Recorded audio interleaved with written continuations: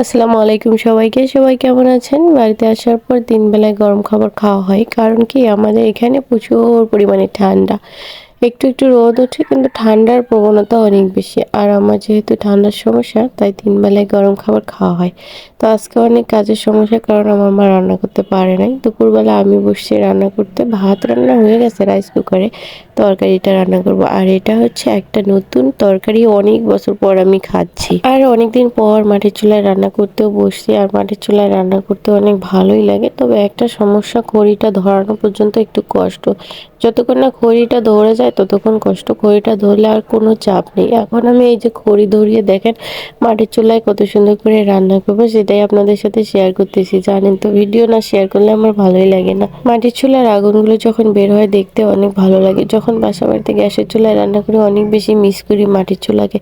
আর আজকে মাটির চুলায় বসে রান্না করতেছি। মাটির চুলায় রান্না করলে একটা জিনিস হয় কি তরকারির একটা ঘেরান সেটা নাকের মধ্যে চলে আসে। আর যখন আমরা গ্যাসের চুলায় রান্না করি এতটা ঘেরান আসে না, তখন একটা ঝাঁঝ ভাব চলে আসে আর সবসময় হাঁচি পড়ে।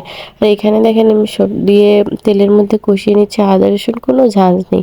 আমি অল্প পরিমাণে পানি দিয়ে আদা রসুন দিয়ে দিচ্ছি। আর এখানে যেহেতু চুলার আঁচ কমানো যাবে না, খড়ি সব ভিতরে দেওয়া আছে, তাই জন্য আমি একটু পানি দিয়ে দিলাম। দেওয়ার পর এখানেই আমি একদম হলুদও দিয়ে দিয়েছি একটু, দিয়ে এখন এটাকে কষিয়ে নেব একটু, যেহেতু আদা রসুনের কাঁচা ভাবটা চলে যাবে। আর যেটা আমি রান্না করতেছি সেটা তো দেখলে অবাক হয়ে যাবেন। আপনারা এটা কখনো খাইছেন কিনা বা খান এটা অবশ্যই আমাকে জানাবেন। আর আমার যেহেতু প্রেগনেন্সির টাইম চলতেছে এই সময় আমাকে খেতে হবে এইসব জিনিস বেশি বেশি।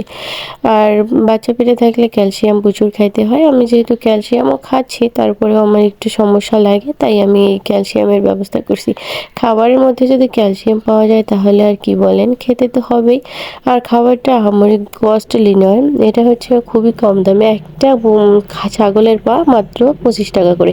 তো আমার মা একটা ছাগলের পা নিয়ে এসেছিল, ঠিক করার পর এখানে অর্ধেক ছাগলের পা আমি রান্না করতেছি। এগুলো ছোট ছোট করে কাটা হয়েছে, যেহেতু ছোট বাচ্চারাও আমাদের বাসায় আছে তারাও খাবে। আর ছোট বাচ্চারা চেবানোর জন্য চাবাতে পারে যাতে, সেজন্য এরকম করে কাটা। আর অনেক জাল করা হয়েছে 2-3 দিন, তারপরে রান্না করতেছি। জাল করার সময় আমি আদা রসুন কোনো কিছুই দিছিলাম না, তারপরে এখন এখানে দিয়ে রান্না করতেছি। সাথে একটু বেগুন আলুও দিচ্ছি, কারণ খালি খেতে তো মনে করেন যে তরকারি ভাতের মধ্যে লাগবে কিছু তরকারি, তাই জন্য একটু আলু বেগুনও দিয়ে দিলাম। ভুড়ি যেভাবে রান্না করি অনেক সময় আমরা বেগুন দিয়েও ভুড়ি রান্না করি এরকম করে। এখন আমি আলু বেগুন ছোট ছোট করে কেটে নিয়ে এই যে এখানে কষিয়ে নিচ্ছি। আর চুলার আঁচটা দেখেন দেখতে সেই লাগতেছে অনেক সুন্দর। ভিতরে আমি একদম গাছে খড়ি লাগিয়ে দিয়েছি, যেগুলোকে আমাদের গ্রামের ভাষায় বলে চলা, সেগুলো জ্বলতেছে। আর আমি সেটাও ভিডিওতে তুলে নিলাম আপনাদেরকে দেখানোর জন্য। কোনো কিছু না দেখালে ভালোই লাগে না যে। তারপর এখানে একটু পানি দিয়ে কষিয়ে নিচ্ছি। আর এখানে মশলা শুধু লবণ, একটু জিরা গুঁড়া, হলুদ দিয়ে দিয়েছি, কাঁচামরিচ, রসুন, আদা বাটা। তারপরে এখন এগুলোকে আমি আরো ভালো করে কষাবো, এরকম করে কষি রান্না করব। আর আজকে আমার মেয়ে জীবনের প্রথমেই ছাগলের পা খাবে। ঘ্রাণটা অনেক সুন্দর আসতেছে। আর ছাগলের পা কিন্তু অনেক নরম হয়, ঠিক আছে। ছাগলের পায়ের ছোট ছোট হাড়গুলোর মধ্যে যে ক্যালসিয়াম থাকে এগুলো খেলে শরীরে ক্যালসিয়ামের ঘাটতিও পূরণ হয়।